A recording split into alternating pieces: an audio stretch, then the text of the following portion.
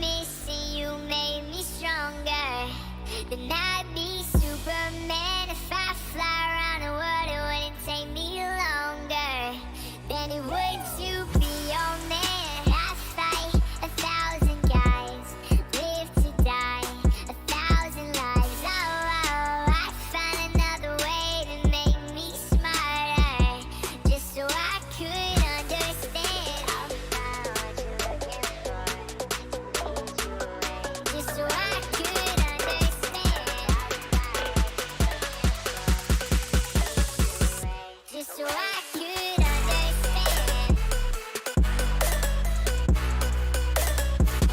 Just so I could understand. Just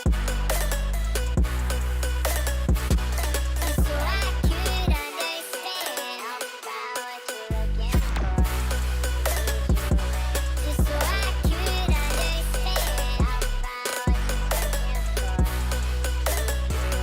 what it takes to be your man. Take the clothes right off my back. Put the knife against my throat.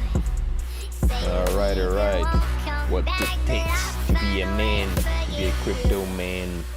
Don't know, I haven't figured it out yet. Welcome to the 4th episode of the Crypto Updates. I'm your host Jack, and I'm down here in Ulsan, South Korea. I love this tune, very nice tune, pumping. Today is the 3rd of January. Welcome to the 4th episode. I was hoping to have something up midweek, but I never got around to doing anything. Let me just check to make sure the sound is sounds all right, fantastic. And this is a kind of late last-minute impromptu. I posted on the Live in Korea Facebook group that I wasn't gonna do a podcast, and I ended up doing this one. Initially I wasn't going to, but here we are, here I am. Because it's a little bit later in the day, it is 11 o'clock, so anywho, yeah, let's have a quick look at the overall crypto status here. Today it's the market is doing what it's always doing, what it has been doing for the past while, which is nothing much really. On CoinGecko, what do we got here? Bitcoin is down. Most of the coins are in red. Actually, everything is red all across the board. Bitcoin back down to 47k. Ethereum below 4,300, 3,800. Binance Coin in 3rd position. It surpassed.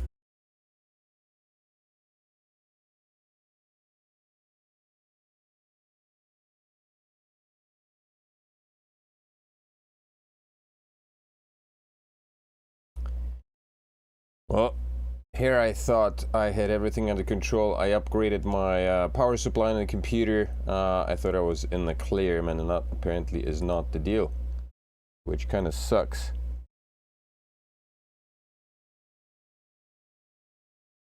But what you gonna do? What are you gonna do? That's what it feels like. Alrighty.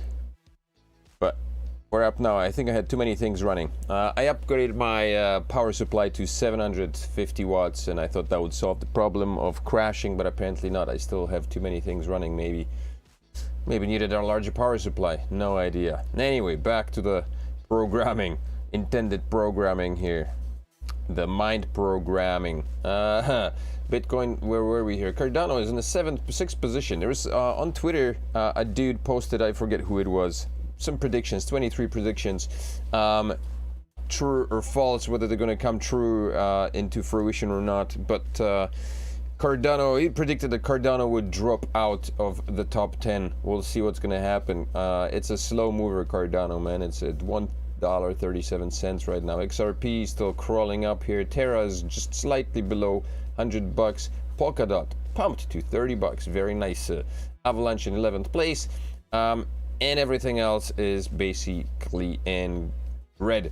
Shiba Inu, there is an article that just came out. Shiba Inu is apparently doing something. There's going to be a DAO token released, or DAO released on Shiba Inu. So there's apparently some development occurring on Shiba Inu. So that's kind of interesting. and makes you wonder whether dropping some coin into SHIB isn't a wise idea. Might not be a bad idea. Obviously not a massive investment, but something would be good. Probably. It's not a very expensive coin right now, so might be a good buy to buy it now, because you never know. You know, if couple of hundred bucks thrown into Shiba Inu proves to be worth your while in the future, then a massive investment, then why the heck not, right? What else here? Algorand and Cosmos are on green, and everything else all the way to Phantom at 258 in red, essentially. So in Korea, what's happening in Korea? I mean, Korea is hell-bent on controlling the masses to mass extent, to its fullest. You know, Korea's become very adept at being the silent killer, introducing means of manipulating and controlling the public, and telling them what to do and what not to do without actually admitting, or banning things without actually admitting to having done so. We've had right now, well, I guess this is all across the world. There are the restrictions that are being imposed on who can go into what restaurant based on what needle they've been exposed to recently or not, the absence of the needle, and you know, people are being ostracized. The regulations say that you can still go individually into a restaurant, but most, well, no, I don't know if most, but many restaurant owners refuse entrance to people who have not been exposed to the needle. And so now it's the same thing that's happening with earn-to-play games. South Korea authorities push for strict restrictions on P2E games. One of the biggest ones was the MR4, I believe, or something, which is a Korean game that was developed, but it was developed in Singapore. But it's not allowed. It's prohibited to be used in South Korea. So it's a Korean company that developed this game, but then the government prohibited its access here. I tried downloading it, and I did install it just fine, but I was unable, and I was still doing it on my computer, and I was unable to access the game at all. So I don't know how it would work if you had a VPN. I don't have one, I don't use it, so no idea. But so what's happening in South Korea? In recent months, Axie Infinity became a hot topic in the gaming sector due to its explosive growth. Just in August 2021, it hit 1 million DAO, daily active users, and an accumulative 1 billion in lifetime trades. The P2E model undeniably increases gameplay adoption by creating financial incentives with NFTs, basically providing players with a good monetary reason to play. However, there are some countries that have flagged concerns around it. As per a report, legal concerns are surrounding blockchain-based crypto games and collectibles. Well, in this context, South Korea is the largest to tighten its rules around P2E games. And they don't do it in a direct way by saying, you know, you can't play P2E games or they're banned. That's not what they do. They basically ban, or they place strict regulatory restrictions on places, on Play stores, basically on the Play Store and Google Play, and what's the other one, the Apple one, Play Store, I guess, yeah. So that the companies that create these regulations, in order for them to be listed on these on the Play Store in Korea, they need to follow some ridiculous regulations, need to satisfy the set guidelines, and they fail to do so. And so they're basically banned, not by being banned, outright banned, but by making it impossible for Google Play and Play Store, whatever the Apple version is, to list these games here in South Korea. According to recent development in the South Korean government has demanded further restrictions on P2E games. Besides strengthening monitoring of blockchain games, as part of this plan, the executives have moved to block the release of new play-to-earn games. In fact, the Game Management Committee in the Ministry of Culture, Sports and Tourism on December 28th requested major mobile app marketplaces to block some specific games, mainly the ones that require in-app purchases before playing the game. So I don't even know what that means, because there's a whack, like most games require in-app purchases right now, so that's a very gray area. The government has further requested global app marketplace operators such as Google and Apple to block the registration of related apps. Now the question is, what should a company do? Well, in order for game companies to release games in South Korea, they must receive a rating from the game GMC. This indicates the age at which the game can be used in consideration of the content of the game. However, if a game is released through an in-house grading service provider, the game company is required to rate itself.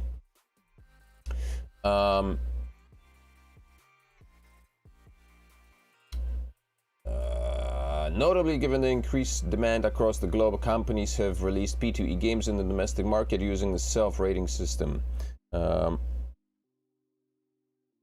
itself. However, it's worth noting that the Game Commission prohibits the domestic distribution of P2E games based on the provision of the Game Industry Promotion Act ban on prizes. Whatever the reason, they'll always find some reasonable excuse for banning things that may make life too comfortable for people, right? Because God forbid you'd start making a living by playing simple games. Notably, the prizes earned from gaming in South Korea cannot exceed 10,000 won, which is $8 or so at a time.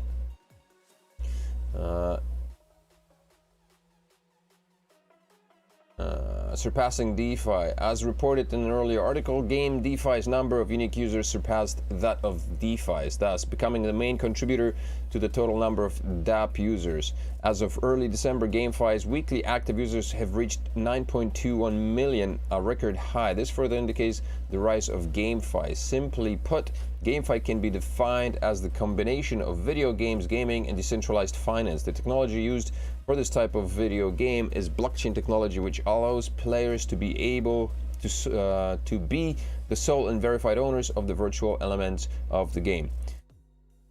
Korean kids love gaming. Gaming's been popular for many years here, and there was no problem. Nobody had any beef with pro gamers going on live TV and children spending hours and hours and hours consuming crappy content on television, because it was just useless chatter. I mean, the big companies were making the money. But now, since kids can actually go online and start making money playing games, not necessarily watching them and sitting there uselessly and staring at TVs like zombies, now they can actually go and play games and make some money. That's a problem, because you don't want young people independence. You don't want independence from these youngsters actually making money and it makes sense. It's perfect. It's actually what you would expect from government bodies. They need control. A lot more control than there is given right now. So that's what's happening. What's else on the news? South Koreans required to report overseas crypto accounts. That's a new one. This is from forecast January the 3rd, so it's today. In South Korea, virtual asset investors with more than 500 million Korean won, or approximately 418,000 worth of crypto assets in overseas accounts, must report to their regional tax authorities beginning in 2023. So if you got more than $500,000 in crypto in an overseas account, you must report it to Korean authorities. If you have any amount of crypto in Korea starting in 2023, you'll be taxed of an amount of 20% on that. But I guess people could start moving their crypto overseas right now, and if that's the case, then by 2023, if they have more than this amount, $500 million won, or sorry, $500 million won, and then they'll have to start reporting. According to a New Year guidebook by the Ministry of Economy and Finance, any resident or domestic corporation with overseas accounts deposits of more than 500 million won on any last day of the 12 months this year must notify the tax office sector of the jurisdiction from June 1st to June 30th, 2023. This is according to a new tax law amended in July 2020. On any last day of the 12 months of this year. So basically starting 2 days ago, if you have more than that during any point in time over the next, I guess, 12 months, then you're going to be required to report it. So yeah, what's the tax? Is there a tax on it? The debate for constructing the most efficacious crypto tax plan remains active in Korea even after the delay on classifying virtual assets and financial assets and in taxing NFTs, non-fungible tokens. Oh, this is just Japan. Japan's 55% tax on crypto. South Korean presidential candidate to accept crypto donations for campaign. And I guess these will not be deemed as they'll probably be non-taxable, and they'll probably be not considered as bribes because they're donations, right? They're government or rather campaign for political donations for political reasons. So that's going to be okay. A South Korean presidential candidate will be accepting cryptocurrency donations for his 2022 campaign. He will use NFTs to donors, issued NFTs to donors as receipts. Donors can donate in Bitcoin. So you basically donate, you will receive NFTs, which will then be taxed, and you'll be paying twice as much. You'll be donating, and then you'll be taxed on the NFTs that are apparently going to be taxed as well in South Korea. So, all right, sounds like a freaking great deal. Or one of 3 other cryptocurrencies under review. Yeah, okay, so they'll be accepting Bitcoin or Ethereum.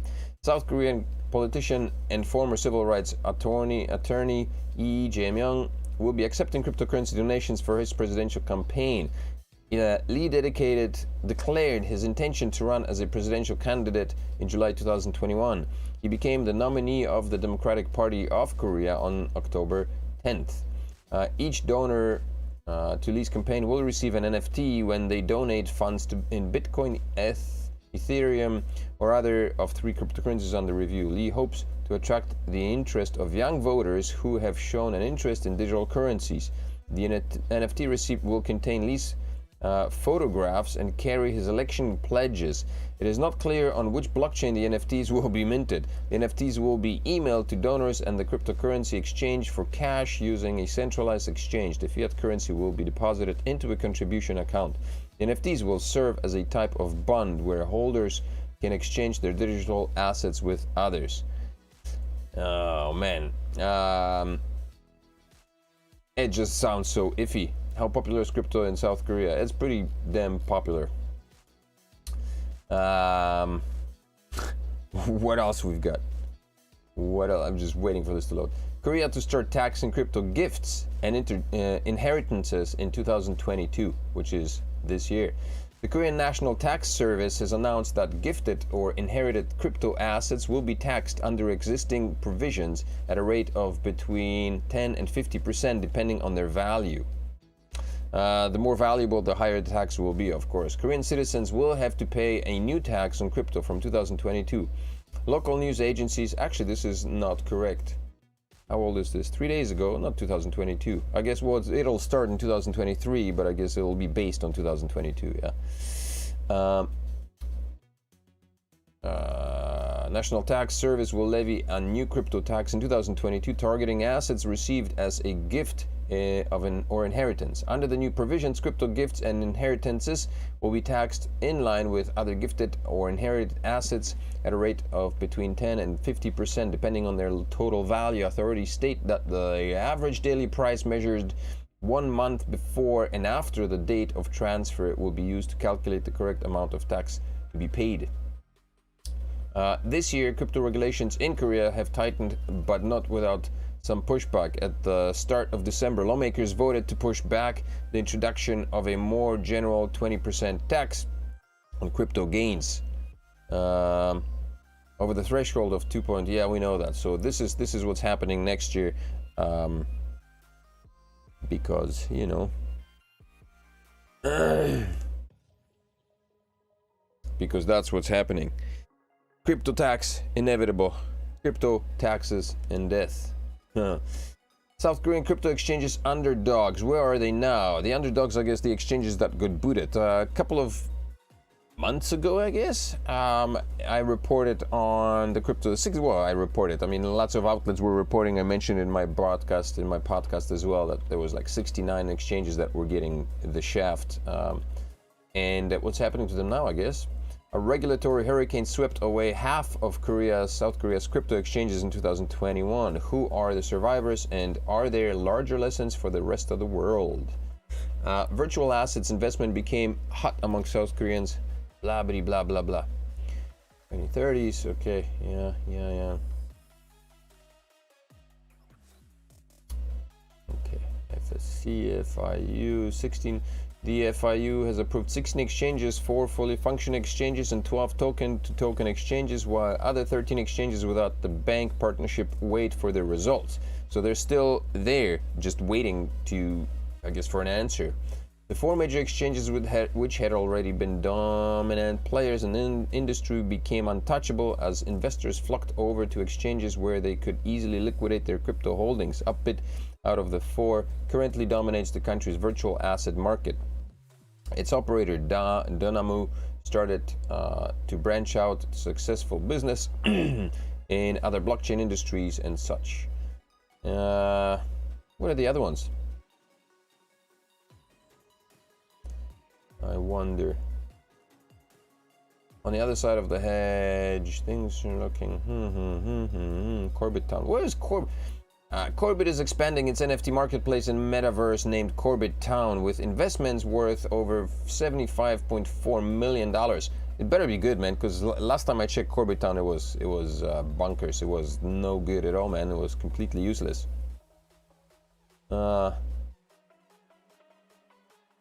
Korea DEX, one of South Korean exchanges that are registered under the FIU, said that it is focusing on acquiring the bank contract and is strengthening the security of the exchange rather than developing new ventures.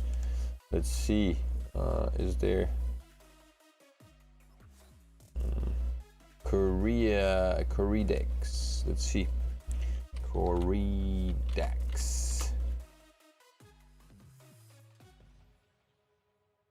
What does this sucker look like? Close. This is what it looks like, the exchange. All these junkers. Ding, ding, ding. I hate Korean websites, man. They're the worst. What do they got? They got Ethereum, chills, no Bitcoin? Where's the Bitcoin? Where the Bitcoin at? Oh yeah, it is Bitcoin. Well, they're trading in Bitcoin.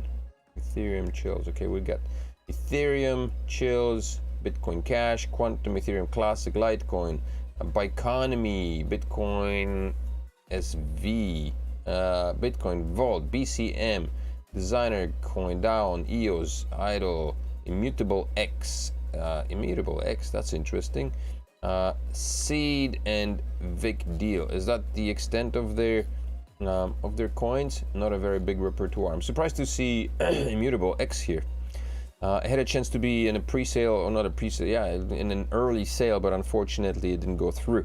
I expected it to be a little bit higher, but I guess it's, well, what is it, like around $8 right now? But anyway, okay, there you go. South Korean crypto exchanges look for new revenue sources. Only a handful of virtual assets exchanges in South Korea survived September 24th, the day financial authorities stipulated as the deadline to report compliance with the country's authority, and they didn't make it. Yeah. Country's 4 major exchanges. We got this with the increased governance over the virtual assets industry. Bitthumb partnered with commerce and distribution company Backed Studio to set up Bitthumb Live to be launched in November. It plans to become the first multi-commerce platform in South Korea, mixing NFTs and crypto payment systems, the metaverse, and online commerce.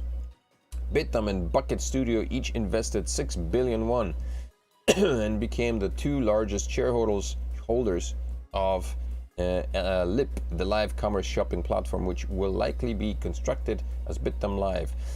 These conglomerates in Korea are very good at controlling at controlling the economy here, man. Like, you see what Samsung and LG did and stuff like that. And now, again, the move that they did, you know, in relation to blocking all the exchanges and allowing only 4 through the whole through the mesh of things.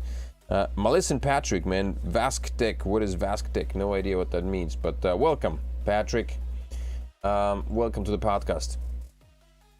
They're very good at controlling stuff, and this is just, you know, now these companies get to branch out and start investing into.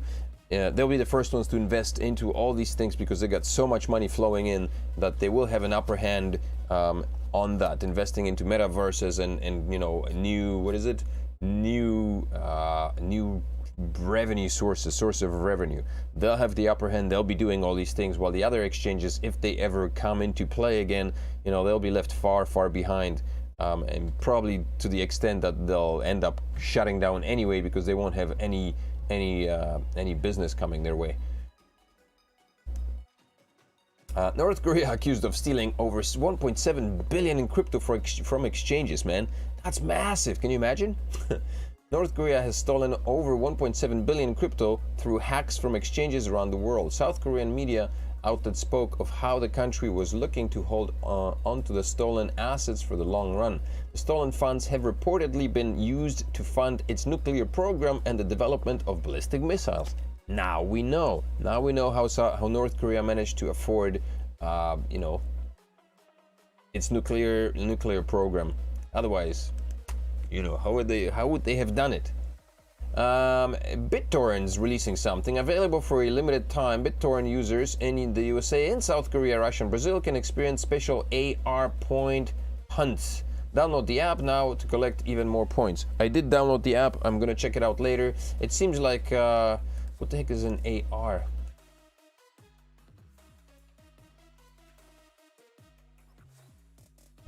Augmented reality. And what? AR?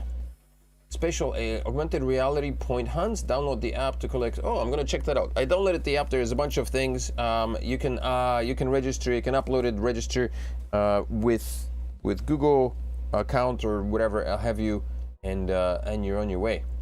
There you go. So that's what's BitTorrent's got it. Check it out. And yeah, and that's it. And that's it for where's our chat? That's it for today's podcast, yo. Patrick, thank you for stopping by. If you haven't made so yet, make sure to smash up the likes if you enjoyed this content. Subscribe to the channel, and make sure to come back next week. In the meantime, I'm gonna go and check out the BitTorrent app and see what that's all about. I hope you enjoyed this podcast. Make sure to come back for more next week, or maybe throughout the week sometime. I'll be posting up more videos, more information. Maybe one day it'll be a full-time gig, but I'm tired. I'm going to sleep. Have a good night. Thanks for tuning in. Bye-bye.